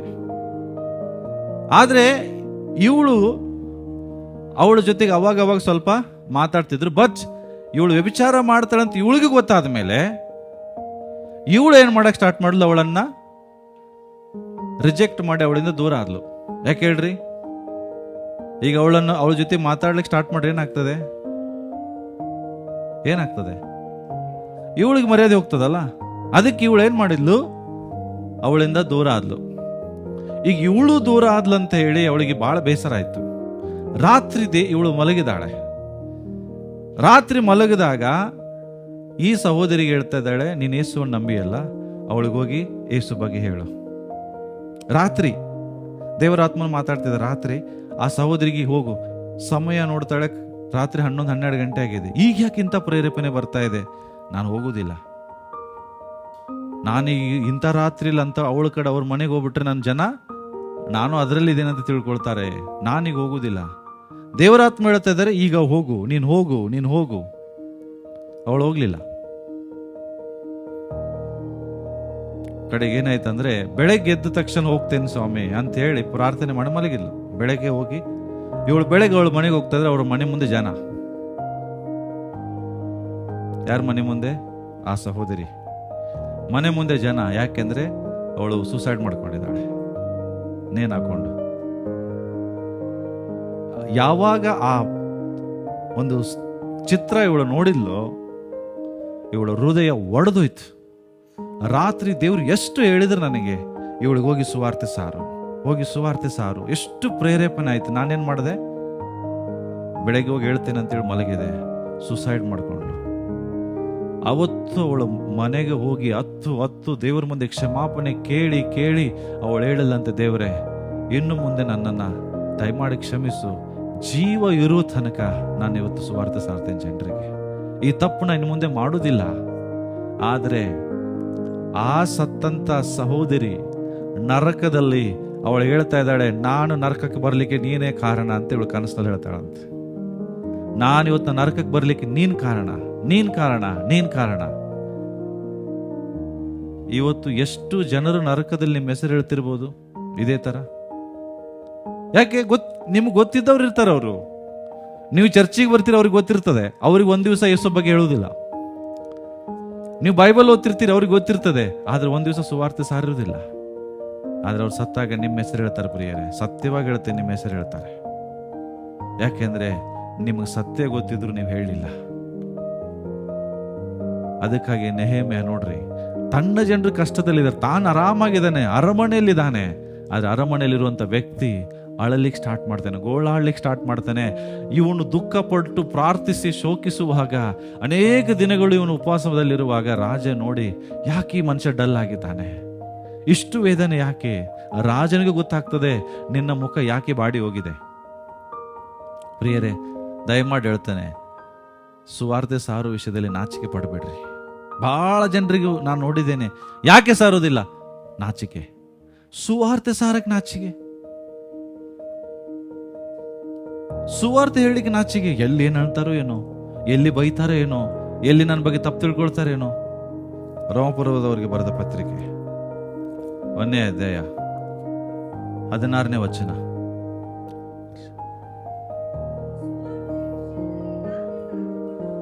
ಹಲೋ, ಏನ? ಯಾರು ಹೇಳ್ತಾ ಇದ್ದಾರ್ರಿ? ಅವನು ಹೇಳ್ತಾ ಇದ್ದಾನೆ, Paul says I am not ashamed of the gospel. ಸುವಾರ್ತೆಯ ವಿಷಯದಲ್ಲಿ ನಾನು ಯಾವುದೇ ಕಾರಣಕ್ಕೂ ನಾಚಿಕೆ ಪಡುವುದಿಲ್ಲ. ಯಾಕೆ ನಾಚಿಕೆ ಪಡುವುದಿಲ್ಲ? ಅವನು ಗೊತ್ತಿದೆ. ಹಲೋ, ಸುವಾರ್ತೆ ಏನಾಗಿದೆ? ದೇವರ ಬಲ ಸ್ವರೂಪವಾಗಿದೆ. ಓಕೆ. ಹಲೋ, ನೀನು ಸಾರುವ ಸುವಾರ್ತೆ ಜನರಿಗೆ ರಕ್ಷಣೆ ಉಂಟು ಮಾಡ್ತದಂತೆ. ಅದು ಬಲ ಸ್ವರೂಪವಾಗಿದೆ. ಆ ಸುವಾರ್ತೆ ಹೇಳ್ರಿ ಅಂದ್ರೆ ಪಾಸ್ಟರ್ ನಾಚಿಕೆ ಆಗ್ತದೆ. ಈ ಮಾತು ಹೇಳಕ್ ನಾಚಿಕೆ ಆಗುದಿಲ್ಲ. ಸುವಾರ್ತೆ ಹೇಳಕ್ ನಾಚಿಕೆ ಆಗ್ತದೆ. ಯೇಸು ಬಗ್ಗೆ ಹೇಳಕ್ ನಾಚಿಕೆ ಆಗ್ತದೆ. ಒಂದ್ ತಿಳ್ಕೊಡ್ರಿ, ಇವತ್ತು ಯೇಸು ಬಗ್ಗೆ ನೀನು ಹೇಳಕ್ ನಾಚಿಕೆ ಪಟ್ರೆ ಪರಲೋಕದಲ್ಲಿ ಯೇಸು ಹಂಗೆ ಹೇಳ್ತಾರೆ, I don't know who are you. ನೀ ಯಾರು ನನಗೆ ಗೊತ್ತಿಲ್ಲ. ನಿನ್ನ ಹೆಸರು ಹೇಳಿಕೆ ದೇವರಿಗೆ ನಾಚಿಕೆ ಆಗ್ಬೋದು. ತಿಳ್ಕೊಬೇಡ್ರಿ. ಸಂಡೇ ಬಂದಾಗ ಪಾಸ್ಟ್ ಏನೋ ಒಂದು ಆಶೀರ್ವಾದ ವಚನ ಹೇಳ್ತಾರೆ, ತುಂಬಾ ನಮಗೆ ಬ್ಲೆಸ್ಸಿಂಗ್ ಮಾಡ್ತಾರೆ ಅಂತ ಅನ್ಕೊಂಡಿರ್ಬೋದು, ಗೊತ್ತಿಲ್ಲ. ಒಂದೊಂದ್ಸಾರಿ ಈ ಥರನೇ ಮಾತಾಡಿಸ್ಬೇಕು ಅನಿಸ್ತದೆ. ಯಾಕೆ ಗೊತ್ತಾ? ಎಲ್ಲ ಇದೆ, ಏನು ಕೊರತೆ ಇಲ್ಲ. ಏನು ಕೊರತೆ ಇದೆ ರೀ? ನಿಮ್ಮನ್ನಿಟ್ಟಂತ ಉದ್ದೇಶನೇ ಗೊತ್ತಿಲ್ಲ. ಆ ಬರ್ಡನ್ ಹೋಗ್ಬಿಟ್ಟಿದೆ. ಮುಂಚಿದ್ದಂಥ ವೈರಾಗ್ಯ ಸತ್ತು ಹೋಗಿದೆ. ನಾನು ನನ್ನ ಕುಟುಂಬ ಯೆಹೋವನನ್ನೇ ಸೇವಿಸು, ಉಳಿದರ್ ಸಾಯ್ಲಿ ನಡೀತದೆ. ಹೌದಾ? ನೀವಿಷ್ಟೇನಾ ದೇವ್ರನ್ನ ಆರಾಧಿಸ್ಬೇಕು? ನಿಮ್ಮ ಅಣ್ಣ ತಮ್ಮ, ನೀವು ಕಟ್ಟಿಂಗ್ ಮಾಡಿಸ್ಕೊಳಕ್ ಹೋಗ್ತೀರಿ, ನಿಮಗೆ ಹೇರ್ ಕಟ್ ಮಾಡೋವನು, ನೀವು ಹಾಲು ಅಂಗಡಿಗೆ ಹೋಗುವ ನಿಮಗೆ ಹಾಲು ಕೊಡೋವನು, ನಿಮ್ಮ ಬಟ್ಟೆ ಐರನ್ ಮಾಡೋವನು, ಎಲ್ಲವನ್ನು ನಿಮಗೆ ಮಾಡೋರು ನರಕಕ್ಕೆ ಹೋದ್ರೆ ನಿಮಗೆ ಇಷ್ಟನಾ? ಖುಷಿ ಆಗ್ತದಾ? ಹೇರ್ ಕಟ್ ಮಾಡೋನು ಹೇಳ್ಬೋದು, ಅರೆ ಈ ಮನುಷ್ಯಗೆ ನಾನು ಪ್ರತಿ ತಿಂಗಳು ಹೇರ್ ಕಟ್ ಮಾಡ್ತಿದ್ದೆ, ಈತು ನನಗೆ ಹೇಳಿಲ್ಲ, ಇವತ್ತು ಪರಲೋಕದಲ್ಲಿ ಒಬ್ಬನೇ ಇದ್ದಾನೆ. ಹೆಂಗ ಅನಿಸ್ಬೋದು ನಿಮ್ಗೆ? ಹೇಳ್ರಿ. ನಿಮ್ಮ ಬಟ್ಟೆ ಐರನ್ ಮಾಡೋರು ಹೇಳ್ಬೋದು, ಇವ್ರ ಬಟ್ಟೆ ಇವ್ರ ಸಾರಿ ನಾನೇ ಐರನ್ ಮಾಡ್ತಿದ್ದೆ, ಒಂದ್ ದಿವ್ಸ ನನಗೆ ಹೇಳಿಲ್ಲಲ್ಲ ಯೇಸು ಬಗ್ಗೆ. ಫಾಸ್ಟೇ ನಾಚಿಗಿರಿ, ಎಲ್ಲೇನು ಅನ್ಕೋತಾರೇನೋ. ಯಾರ ಬಗ್ಗೆ ಹೇಳ್ತಾ ಇದ್ದೀನಿ ನೀನು? ಸೇನಾಧೀಶ್ವರನಾದ ದೇವರು, ಭೂಮಿ ಆಕಾಶ ಉಂಟು ಮಾಡಿದಂತ ದೇವರ ಬಗ್ಗೆ ಹೇಳಿಕ್ ನಾಚಿಕೆ, ಭಯ.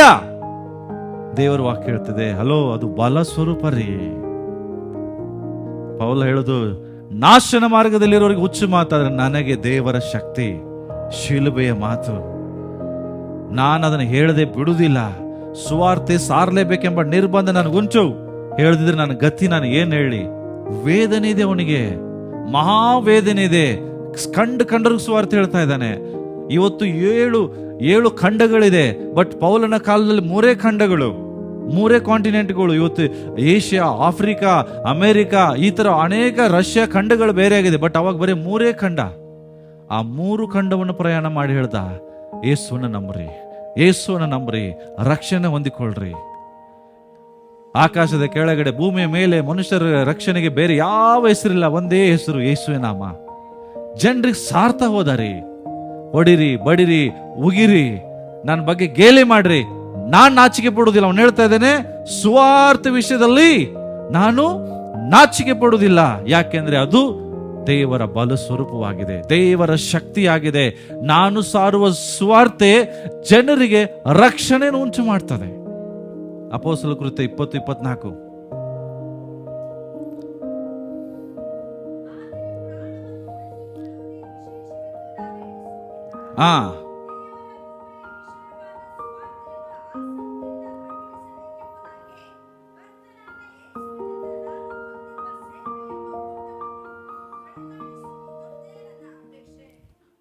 ನಮ್ಮ ಸಮಸ್ಯೆ ಏನ್ ಗೊತ್ತಾ?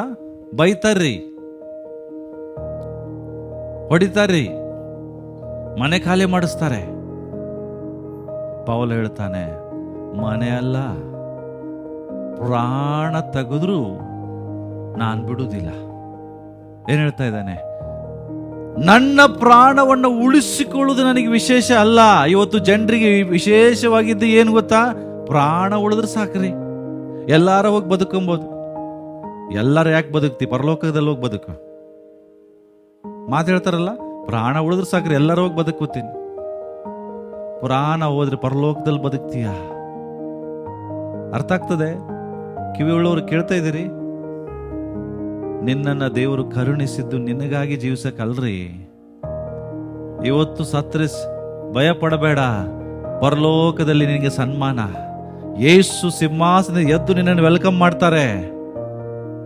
ಸುವಾರ್ತೆ ಸಾರುವಾಗ ಸತ್ತರೆ ಭಯ ಪಡಬೇಡ, ಬಾಡಿಲಿ ಸತ್ಯವನ್ನ ಸಾರ್ಲಿಕ್ಕೆ ಹಿಂದಿರಬೇಡ. ಅವನು ಹೇಳ್ತಾ ಇದ್ದಾನೆ, ಪ್ರಾಣವನ್ನು ಉಳಿಸಿಕೊಳ್ಳುವುದು ವಿಶೇಷವೆಂದೆನಿಸುವುದಿಲ್ಲ, ಆದರೆ ದೇವರ ಕೃಪೆಯವಾದ ಸುವಾರ್ತೆ ಆಸಕ್ತಿಯಿಂದ ಪ್ರಕಟಿಸಬೇಕೆಂಬುದೇ ನನಗಿರುವಂತ ಓಟ. ಇದು ನನ್ನ ಅಪೇಕ್ಷೆ. ಈ ರೇಸಲ್ಲಿದ್ದೇನೆ ಪ್ರಿಯರೇ. ನೀವೆಲ್ಲರೂ ಒಂದು ಓಟದಲ್ಲಿದ್ದೀರಿ. ಯಾವ ಓಟ ಅಂದ್ರೆ ಅದೇ ತಂದೆಯ ಚಿತ್ತ ನೆರವೇರಿಸುವುದು. ಯಾವುದು? ಎಲ್ಲಾ ಜನರಿಗೆ ಸುವಾರ್ತೆನ ಸಾರೋದು. ನಿಮ್ಮ ಓಟ ಹೆಂಗೆ ಓಡ್ತಾ ಇದ್ದೀರಿ? ಅವನು ಓಡ್ತಾ ಇದ್ದಾನೆ, ನನ್ನ ಓಟ ನಾನು ಓಡ್ತಾ ಇದ್ದೇನೆ. ಎದಕ್ಕಾಗಿ ಓಡ್ತಾ ಇದ್ದೇನೆ? ಪ್ರಾಣ ಉಳಿಸ್ಕೊಳ್ಳೋದಕ್ಕಾಗಿ ಓಡ್ತಿಲ್ಲ, ದೇವರ ಸುವಾರ್ತೆನ ಸಾರುವುದಕ್ಕಾಗಿ ಓಡ್ತಾ ಇದ್ದಾನೆ.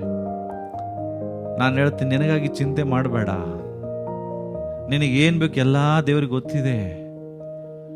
ನಿನಗೆ ಕೆಲಸ ಇಲ್ಲ ದೇವ್ರಿಗೆ ಗೊತ್ತಿದೆ. ನಿನ್ನ ಮನೇಲಿ ಹಣ ಇಲ್ಲ ದೇವ್ರಿಗೆ ಗೊತ್ತಿದೆ. ನಿನ್ನ ಮನೇಲಿ ಸಾಲ ಇದೆ ದೇವ್ರಿಗೆ ಗೊತ್ತಿದೆ. ಇದಕ್ಕೋಸ್ಕರ ಚಿಂತೆ ಮಾಡಬೇಡ, ಇದಕ್ಕಾಗಿ ಅಳಬೇಡ. ದೇವರು ನಂಬಿಗಸ್ತನು. ಇದೆಲ್ಲ ನಿಂಗೆ ಸಿಗಬೇಕಂದ್ರೆ ಒಂದೇ ಮಾಡು. ಮತ್ತ ಯಾರು 33 ಹೇಳ್ತಿದ್ದ, ಮೊದಲು ದೇವ್ರ ಕೆಲಸ ಮಾಡು, ನಿನಗೆ ಬೇಕಾಗಿದ್ದೆಲ್ಲ ದೇವ್ರು ಕೊಡ್ತಾರೆ. ನೀನು ದೇವ್ರ ಕೆಲಸ ಬಿಟ್ಟು ಹೇಗಾದ್ರೂ ಮಾಡಿ ದೇವ್ರ ಸಾಲ ತೀರಿದ್ರೆ ಸಾಕು. ನಾನು ಸೇವೆಯಲ್ಲಿ ಬರೋಕ್ಕಿಂತ ಮುಂಚೆ ನನಗೆ ಸಾಲದಲ್ಲಿದ್ದೆ. ನನಗೊಬ್ರು ಸಹೋದರಿದ್ರು, ಭಾಳ ಪ್ರೀತಿ ಮಾಡ್ತಿದ್ರು ನನಗವರು. ಅವ್ರು ನನಗೆ ಹೇಳಿದ್ರು, ಬ್ರದರ್, ಸೇವೆ ಅಂತ ಓಡಬೇಡ, ಮೊದಲು ಸಾಲ ತೀರಿಸ್ಕೋ. ಸಾಲ ತೀರದೆ ಹೊರತು ಸೇವೆಗೆ ಹೋಗ್ಬೇಡ. ಭಾಳ ಹಿಂಗೆ ಹೇಳೋರು. ಯಾಕೆ ಮದುವೆ ಮಾಡುವಾಗ ಒಂದು ಸ್ವಲ್ಪ ಸಾಲ ಲೋನ್ ಮಾಡ್ಕೊಂಡಾಗ ಸೇವೆಗೆ ಹೋಗ್ಬೇಡ್ರಿ, ಮೊದಲು ಸಾಲ ತೀರಿಸ್ಕೋ. ಸಾಲ ಎಲ್ಲ ತೀರಿದ ಮೇಲೆ ಸೇವೆ ಬೇಕಾದ್ರೆ ಮಾಡು. ನಾವೆಲ್ಲ ಸೇವೆ ಮಾಡಬಾರ್ದು ಅಂತ ಅವ್ರ ಮೈಂಡಲ್ಲಿ. ಯಾಕೆ? ಸಾಲ. ಆದ್ರೆ ದೇವರ ವಾಕ್ಯ ನಾನು ಓದ್ದೆ, ದೇವರು ನಿನ್ನನ್ನು ಕರೆದಾಗ ಯಾವ ಸ್ಥಿತಿಯಲ್ಲಿ ಇದೆಯೋ ಅದೇ ಸ್ಥಿತಿಯಲ್ಲಿ ಓಡಿ ಬಾ. ಪಾಸ್ಟ್ರೇ, ಯೇಸು ಸ್ವಾಮಿ, ನಾನು ಹೋಗಿ ಮನೆಯವ್ರಿಗೆ ಹೇಳಿ ಬರ್ತೀನಿ, ಸಾಲ ತೀರಿಸ್ಕೊಂಡ್ಬರ್ತೀನಿ, ಮಣ್ಣು ಮಾಡಿ ಬರ್ತೀನಿ ಅಂದ್ರೆ ದೇವ್ರು ಹೇಳ್ತಾರೆ, ಅಲ್ಲೇ ಹೋಗಿ ವಾಪಸ್ ಬರಬೇಡ. ಎಲ್ಲ ಮಾಡಿದ ಮೇಲೆ ಸೇವೆ ಮಾಡೋದಲ್ರಿ, ಮೊದಲು ಸೇವೆ ಮಾಡು, ದೇವರೆಲ್ಲವನ್ನ ನೋಡ್ಕೊಳ್ತಾರೆ. ಮೊದಲು ದೇವ್ರ ಕೆಲಸ ಮಾಡು, ನಿನಗೆ ಬೇಕಾಗಿ ದೇವ್ರು ನೋಡ್ಕೊಳ್ತಾರೆ. ದೇವ್ರ ವಚನ ಇದೇ ಹೇಳ್ತದೆ, ನೀನು ಕಂಡಂತ ಸತ್ಯವನ್ನ ಜನರಿಗೆ ಹೇಳು. ನೀನೊಬ್ಬನೇ ಪರಲೋಕಕ್ಕೆ ಹೋಗಿಟ್ಟು ಸಂತೋಷ ಪಡಬೇಡ, ನಿನ್ನ ಜೊತೆಗೆ ನಿನ್ನ ಮನೆಯವ್ರು ಎಲ್ಲರೂ ಹೋಗ್ಬೇಕು, ಅಕ್ಕಪಕ್ಕದವ್ರು ಎಲ್ಲರೂ ಹೋಗ್ಬೇಕು. ಅದಕ್ಕಾಗಿ ಅವನು ಹೇಳ್ತಾ ಇದ್ದಾನೆ, ಯಾರನ್ನ ನೋಡ್ತಾನೆ ಅವ್ರ ಬಗ್ಗೆ ವೇದನೆ. ಪ್ರಿಯರೇ, ನಾನು ಎಲ್ಲೆಲ್ಲಿ ಪ್ರಯಾಣ ಮಾಡ್ತೇನೋ, ಯಾರೇ ಹೊಸಬ್ರು ಸಿಗಲಿ, ಸುವಾರ್ತೆ ಹೇಳದೆ ಮುಂದೆ ಹೋಗೋದೇ ಇಲ್ಲ. ನಾವು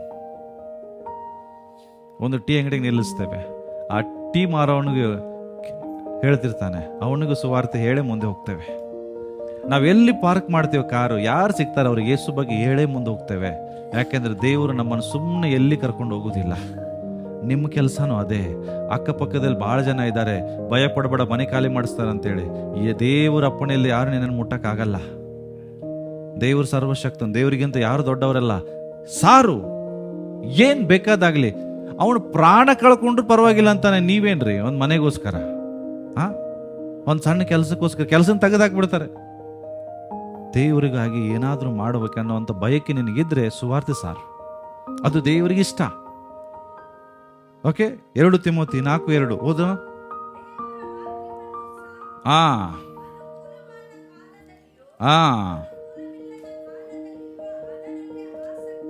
ಹಲೋ ಪಾಸ್ಟರ್, ಈಗ ಬ್ಯಾಡ್ರಿ, ಪರಿಸ್ಥಿತಿ ಸರಿ ಇಲ್ಲ, ನಾಳೆ ಹೋಗ್ತೇನೆ ಹಂಗಿದೆಯಾ? ಅನುಕೂಲವಾದ ಸಮಯ ಇರಲಿ, ಅನುಕೂಲವಿಲ್ಲದೇ ಇರುವ ಸಮಯ ಇರಲಿ, ಎಲ್ಲಾ ಸಮಯದಲ್ಲಿ ದೇವರ ವಾಕ್ಯವನ್ನ ಸಾರು, ಸುವಾರ್ತೆಯನ್ನ ಸಾರು.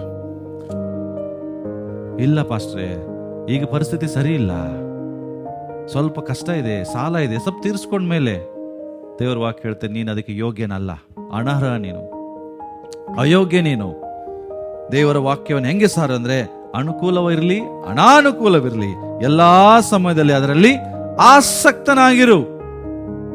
5ನೇ ವಚನ.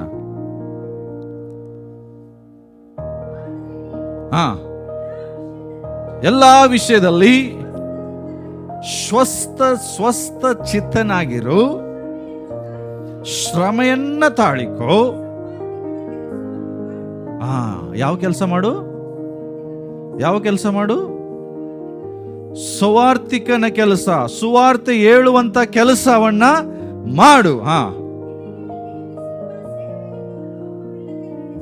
ಎಸ್, ದೇವರ ವಾಕ್ಯ ಹೇಳ್ತದೆ, ನಿನಗೆ ಕೊಟ್ಟ ಸೇವೆ ಇದೆ.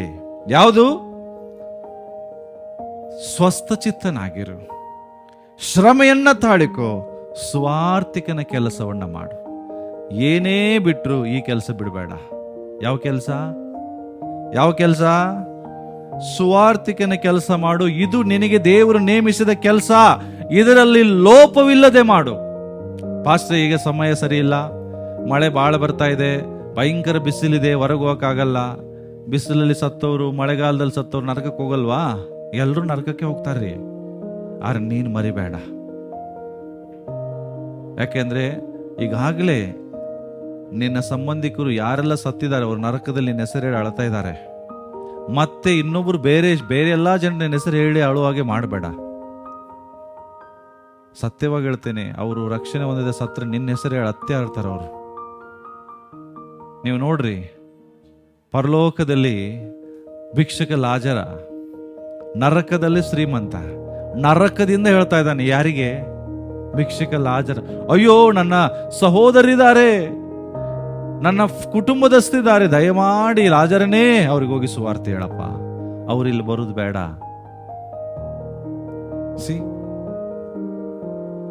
ಸುವಾರ್ತಿಕನ ಕೆಲಸವನ್ನ ಮಾಡು. ನಿನಗೆ ನೇಮಿಸಿದ ಸೇವೆಯನ್ನ ಲೋಪವಿಲ್ಲದೆ ಮಾಡು. ಇದೇ ದೇವರು ನಿನ್ನ ವಿಷಯದಲ್ಲಿ ಇಟ್ಟಂತ ಉದ್ದೇಶ. ಇದನ್ನ ಹೇಳಿದ ಮೇಲೆ ಪೌಲ ಹೇಳುವಂತ ಮಾತು 7ನೇ ವಚನ, ಶ್ರೇಷ್ಠ ಹೋರಾಟವನ್ನ ಮಾಡಿದ್ದೇನೆ. ರೋಮಾಪುರ ಪತ್ರಿಕೆಯಲ್ಲಿ ಓದಿದ್ವಿ, ನನ್ನ ಓಟವನ್ನು ಓಡ್ತಾ ಇದ್ದೇನೆ ಸುವಾರ್ತೆಯನ್ನು ಕೆಲಸ ಮಾಡ್ಲಿಕ್ಕೆ. ಇಲ್ಲಿ ಹೇಳ್ತಾ ಇದ್ದಾನೆ 7ನೇ ವಚನ, ಮಾಡಿದ್ದೇನೆ, ನನ್ನ ಓಟವನ್ನು ಕಡೆಗಾಣಿಸಿದ್ದೇನೆ.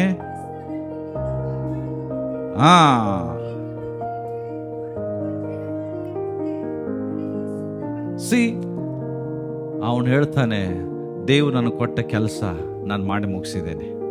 ದೇವರು ಹೇಳಿದ್ರು, ಲೋಕದ ಕಟ್ಟ ಕಡೆವರೆಗೆ ಹೋಗುವಂತ 3 ಖಂಡಗಳಿಗೆ ಪ್ರಯಾಣ ಮಾಡಿದ್ದೇನೆ. ಯೆರೂಸಲೇಮಿನಿಂದ ಹಿಡಿದು ಇಲ್ಲುರಿಕದವರೆಗೂ ಒಂದು ಸ್ಥಳವನ್ನು ಬಿಡದೆ ಸುವಾರ್ತೆಯನ್ನು ಸಾರಿದ್ದೇನೆ. ನನ್ನ ಓಟವನ್ನು ನಾನು ಕಡೆಗಾಣಿಸಿದ್ದೇನೆ. ಈ ಮಾತು ನಾವು ಸಾಯಕ್ಕಿಂತ ಮುಂಚೆ ನಾವು ಹೇಳ್ಬೇಕ್ರಿ. ಎಸ್ ದೇವರೇ, ನನಗೆ ಈ ಪ್ರಾಂತ್ಯ ಕೊಟ್ಟಿದ್ದಿ, ಈ ಪ್ರಾಂತ್ಯದಲ್ಲಿರುವ ಎಲ್ಲಾ ಜನರಿಗೆ ನಾನು ಸುವಾರ್ತೆ ಸಾರಿದ್ದೇನೆ. ಇಷ್ಟು ಜನರು ನಾನು ಸಂಪರ್ಕದಲ್ಲಿ ಕೊಟ್ಟಿದ್ದಿ, ಎಲ್ಲರಿಗೂ ನಿನ್ನ ಬಗ್ಗೆ ಹೇಳಿದ್ದೇನೆ. ನನ್ನ ಓಟವನ್ನು ನಾನು ಕಡೆಗಾಣಿಸಿದ್ದೇನೆ. ಹಿಂಗೆ ಹೇಳಿ ಸತ್ರೆ ಪರಲೋಕ ನಿಮ್ಮನ್ನು ವೆಲ್ಕಮ್ ಮಾಡ್ತದೆ. ಇಲ್ಲ ಅಂದ್ರೆ ನಿನಗೆ ಹೇಳೋದು, ನಾನು ನಿನಗೆ ಇಷ್ಟು ತಲಾಂತ ಕೊಟ್ಟಿದ್ನಲ್ಲ, ಏನು ಮಾಡಿದಿ? ಇಷ್ಟು ಜನರನ್ನ ನಿನ್ನ ಮುಂದೆ ಕಳಿಸಿದ್ನಲ್ಲ, ಏನು ಮಾಡಿದಿ? ಅವ್ರಿಗೇನಾದ್ರೂ ಹೇಳಿದೀಯಾ? ನಂಬಿಗಸ್ತನಾದ ಒಳ್ಳೆ ಆಳಂತಾರ, ಕೆಟ್ಟ ಆಳಂತಾರ ನೋಡ್ರಿ. ಅದಕ್ಕೋಸ್ಕರ ಪ್ರಿಯರೇ, ನಿಮ್ಮನ್ನು ಉತ್ತೇಜನ ಪಡಿಸ್ತೇನೆ ನಾನು. ಪೌಲನು ಹೇಳ್ತಾನೆ, ಸುವಾರ್ತೆ ವಿಷಯದಲ್ಲಿ ನಾನು ನಾಚಿಕೊಳ್ಳೋದಿಲ್ಲ, ನೀವು ನಾಚಿಕೊಳ್ಬೇಡ್ರಿ. ಯಾಕೆಂದ್ರೆ ಪ್ರತಿಯೊಬ್ಬ ವ್ಯಕ್ತಿಗೂ ನೀವು ಸುವಾರ್ತೆ ಸಾರಲೇಬೇಕು. ಇದು ತಂದೆಯ ಹೃದಯದಲ್ಲಿರುವಂಥ ಅಪೇಕ್ಷೆ, ಬಯಕೆ. ಯಾರು ನನಗಾಗಿ ಹೋಗ್ತಾರೆ, ಯಾರು ನನ್ನ ಸುವಾರ್ತೆನ ಸಾರ್ತಾರಂತ ದೇವ್ರ ಅಂಗಲಾಚಿ ನೋಡ್ತಿದ್ದಾರೆ. ನಾವು ಮಾತ್ರ ನಮ್ಮ ಜೀವಿತದಲ್ಲಿ ಕಂಫರ್ಟ್ ಆಗಿದ್ದೇವೆ. ದೇವ್ರ ಮುಂದೆ ಒಂದು ಒಡಂಬಡಿಕೆ ಮಾಡಿಕೊಡ್ರಿ, ದೇವ್ರೇ, ನಾನು ಉಸಿರಿರುವವರೆಗೂ ಒಬ್ಬರಿಗಾದ್ರೂ ಡೈಲಿ ಸುವಾರ್ತೆ ಸಾರಿ ನಾನು ಮನೆಗೆ ಹೋಗ್ತೇನೆ, ದೇವ್ರ ಬಗ್ಗೆ ಹೇಳೇ ಹೇಳ್ತೇನಂತ ದೇವ್ರ ಮುಂದೆ ಮಾತು ಕೊಡ್ರಿ. ಇದೇ, ಬೇರೆ ಯಾವುದೂ ಇಲ್ಲ. ದೇವರ ಚಿತ್ತ ಇದೆ, ಎಲ್ಲ ಜನರು ರಕ್ಷಣೆ ಹೊಂದಬೇಕು. ಎಷ್ಟು ಕುಲ ಭಾಷೆ ಜನರು, ದೇವರ ಕನಸು ಪರಲೋಕದಲ್ಲಿ. ರೆವಲ್ಯೂಷನ್ ಪ್ರಕಟಣೆ 7ನೇ ಅಧ್ಯಾಯ 9ನೇ ವಚನ ಓದ್ರಿ. ಅವ್ರು ಹೇಳ್ತಾರೆ, ಸಿಂಹಾಸನದ ಮುಂದೆ ಯಾರಿಂದಲೂ ಎಣಿಸಲಾಗದ ಜನ ಸಮೂಹ, ಸಕಲ ಕುಲ ಭಾಷೆ ಎಲ್ಲಾ ಜನರು ದೇವರನ್ನು ಆರಾಧಿಸಬೇಕು. ಇದು ದೇವರ ಕನಸು. ಇದನ್ನು ನೆರವೇರಿಸುವುದಕ್ಕಾಗಿ ದೇವರು ನಿನ್ನನ್ನಿಟ್ಟಿದ್ದಾರೆ, ನನ್ನನ್ನಿಟ್ಟಿದ್ದಾರೆ. ಅದಕ್ಕೋಸ್ಕರ ನಿನ್ನ ಸಹೋದರರು, ಬಂಧು ಬಳಗದವರು, ನೆರೆಹೊರೆಯವರು, ಅಕ್ಕಪಕ್ಕದವರು, ನಿನ್ನ ಜೊತೆ ಕೆಲಸ ಮಾಡೋ ಯಾರನ್ನೂ ಬಿಡದೆ ಎಲ್ಲರಿಗೂ ದೇವರ ವಾಕ್ಯವನ್ನು ಹೇಳು. ಪ್ರಾಣ ಉಳಿಸ್ಕೊಳ್ಳೋದು ವಿಷಯದಲ್ಲಿ ಚಿಂತೆ ಮಾಡಬೇಡ, ಮನೆ ಉಳಿಸ್ಕೊಳ್ಳೋ ವಿಷಯದಲ್ಲಿ ಚಿಂತೆ ಮಾಡಬೇಡ. ದೇವರು ನಿನ್ನ ಜೊತೆಗಿದ್ದಾರೆ, ದೇವರು ನಿನ್ನ ಜೊತೆಗಿದ್ದಾರೆ ಪ್ರಿಯರೇ. ಯಾಕೆ ಹೇಳ್ತೇನೆ ಗೊತ್ತಾ? ನೀನು ಸಾರುವ ಸುವಾರ್ತೆ ಒಬ್ಬ ಪಾಪಿಯನ್ನು ರಕ್ಷಿಸ್ತದೆ. ನೀನು ಸಾರುವ ಸುವಾರ್ತೆ ಒಬ್ಬ ರೋಗಿಯನ್ನು ಗುಣಪಡಿಸ್ತದೆ. ನೀನು ಸಾರುವಂಥ ಸುವಾರ್ತೆ ದೆವ್ವ ಪೀಡಿತನಿಗೆ ಬಿಡುಗಡೆ ಮಾಡ್ತದೆ. ಯಾಕೆಂದ್ರೆ ಸುವಾರ್ತೆ ದೇವರ ಬಲು ಸ್ವರೂಪವಾಗಿದೆ. ಅದ್ರ ಒಳಗಡೆ ಒಂದು ಶಕ್ತಿ ಇದೆ. There is a power in the gospel. ಸುವಾರ್ತೆಯಲ್ಲಿ ಒಂದು ಶಕ್ತಿ ಇದೆ ಪ್ರಿಯರೇ. ಮಾರ್ಕನ ಬರೆದ ಸುವಾರ್ತೆ ತೆಗಿರಿ, ನಾನು ಹೇಳಿ ಮುಗಿಸ್ತೇನೆ. 16ನೇ ಅಧ್ಯಾಯ ತೆಗಿರಿ. 16ನೇ ಅಧ್ಯಾಯ 16ನೇ ವಚನದಿಂದ ಓದ್ರಿ. ಸುವಾರ್ತೆಯನ್ನ ಸಾರಿರಿ. ಬರ್ದದೆ ಇಲ್ಲಿ 16. ಏನು ಏನ್ ಹೇಳ್ತದೆ? ಮನೇಲಿ ಕೂತ್ಕೊಂತ ಹೇಳ್ರಿ, ಸಂಡೇ ಚರ್ಚ್ ಮುಗೀತು, ಮನೆಗೆ ಹೋಗು, ಒಳ್ಳೆ ಚಿಕನ್ ಅಡಿಗೆ ರೆಡಿ ಮಾಡು, ಊಟ ಮಾಡು, ತುಂಬ ಹಚ್ಕೊಂಡು ಮಕ್ಕಂಬಿಡು, ಹಿಂಗೆ ಹೇಳ್ತದ? ಹಂಗೆ ಮಾಡೋದಿಲ್ಲ ನಾವು. ಹಂಗೆ ಹೇಳ್ತದೇನ್ರಿ? ಏನ್ ಹೇಳ್ತದೆ? ಲೋಕದ ಎಲ್ಲ ಕಡೆಗೆ ಹೋಗು. ಮೊದಲು ನಿನ್ನ ಪ್ರಾಂತ್ಯದ ಎಲ್ಲ ಕೆಲಸ ಫಸ್ಟ್ ಎಲ್ಲ ಕಡೆ ಹೋಗು. ಮನೇಲಿ ಕುತ್ಕೊಳ್ಬೇಡ, ಬೆಚ್ಚಿಗೆ ಮಲಗಬೇಡ, ಜನ ಸಾಯ್ತಿದ್ದಾರೆ. ಹೋಗ್ರಿ, ಜಗತ್ತಿಗೆಲ್ಲ ಸುವಾರ್ತೆಯನ್ನ ಸಾರಿರಿ. ನಂಬಿ ದೀಕ್ಷಾಸ್ನಾನ ಮಾಡಿಸಿಕೊಳ್ಳುವವನು ರಕ್ಷಣೆ ಹೊಂತಾನೆ, ನಂಬದೇ ಹೋಗೋವನು ದಂಡನೆಗೆ ಗುರಿ ಆಗ್ತಾನೆ. ನಿನ್ನ ಕೆಲಸ ನೀನ್ ಮಾಡು. ಮತ್ತೆ ಹೇಳ್ತಾರೆ, ಇದಲ್ಲದೆ ನಂಬುವವರಿಂದ. ಯಾರು ನಂಬೋರು? ನೀವಲ್ಲ. ಎಷ್ಟು ಜನ ನಂಬ್ತೀರಿ? ಯೇಸು ನಂಬ್ತೀರಾ? ಇದ್ದೀರಾ ಇಲ್ಲಿ? ಮಾತಾಡ್ರಿ. ದೇವರನ್ನ ನಂಬೋರು ಇದ್ದೀರಾ? ನಂಬುವವರಿಂದ. ನಂಬೋರಂದ್ರೆ ನಿಮ್ಮಿಂದ ಏನಾಗ್ತದೆ? ಹಲೋ, ನಿಮ್ಮಿಂದ, ಯೇಸುವನ್ನ ನಂಬಿದವರು ಎಲ್ಲರಿಂದ ಈ ಸೂಚಕ ಕಾರ್ಯಗಳಾಗ್ತದೆ. ಏನಾಗ್ತದೆ? ನನ್ನ ಹೆಸರು ಯಾರು ದೇವ ಬಿಡಿಸ್ತಾರ್ರಿ? ಪಾಸ್ಟ್ರೇ ಬರ್ಬೇಕ್ರಿ. ಯಾರಾದ್ರೂ ಒಬ್ರು ಪ್ರವಾದಿ ಬಂದ್ರೆ ಸಾಕಾಗಿತ್ರಿ. ಹಂಗಿದೆಯಾ ಇಲ್ಲಿ? ಹೇಳ್ರಿ, ಹಂಗಿದೆಯಾ? ನಿನ್ನಲ್ಲಿ ಆ ಶಕ್ತಿ ಇದೆ. ನೀನು ಯೇಸುವನ್ನು ನಂಬುವುದಾದ್ರೆ, ನೀನು ನಂಬಿ ಪ್ರಾರ್ಥಿಸುವಾಗ ದೆವ್ವಗಳು ಬಿಟ್ಟು ಹೋಗ್ತದೆ. ಹೊಸ ಭಾಷೆಗಳನ್ನ ಮಾತಾಡ್ತೀರಿ, ಹಾವುಗಳನ್ನ ಎತ್ತುತ್ತೀರಿ. ನೀನು ದೇವರನ್ನ ನಂಬಿದಂತ ವ್ಯಕ್ತಿ ನಿನಗೆ ಯಾರಾದ್ರೂ ವಿಷ ಹಾಕಿದ್ರೂ ಸಹ ನಿನಗೆ ಯಾವ ಕೇಡು ಸಂಭವಿಸುವುದಿಲ್ಲ.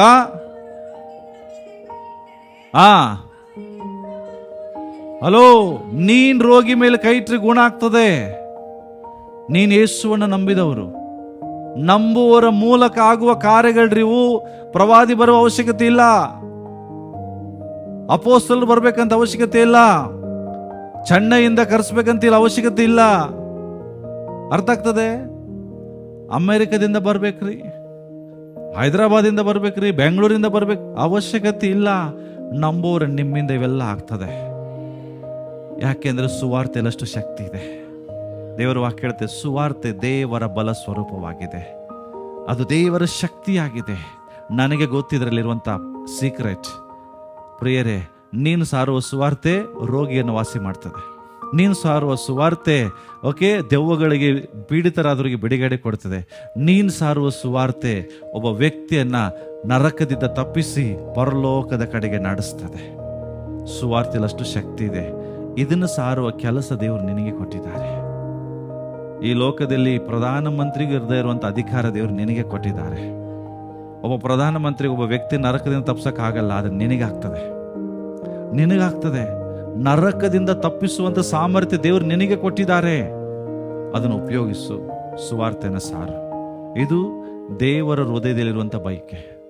ನೀವೆಲ್ಲ ಮುಂಚೆ ಸಾರಿರ್ಬೋದು, ಆದ್ರೆ ಈಗ ನ್ಯೂಟ್ರಲ್ ಆಗಿರ್ತೀರಿ. ದಯಮಾಡಿ ಹೇಳ್ತೇನೆ, ಪೌಲನು ಹೇಳುವ ಹಾಗೆ, ನನ್ನ ಓಟ ಕೊನೆಯವರೆಗೂ ನಾನು ಓಡ್ತೇನೆ.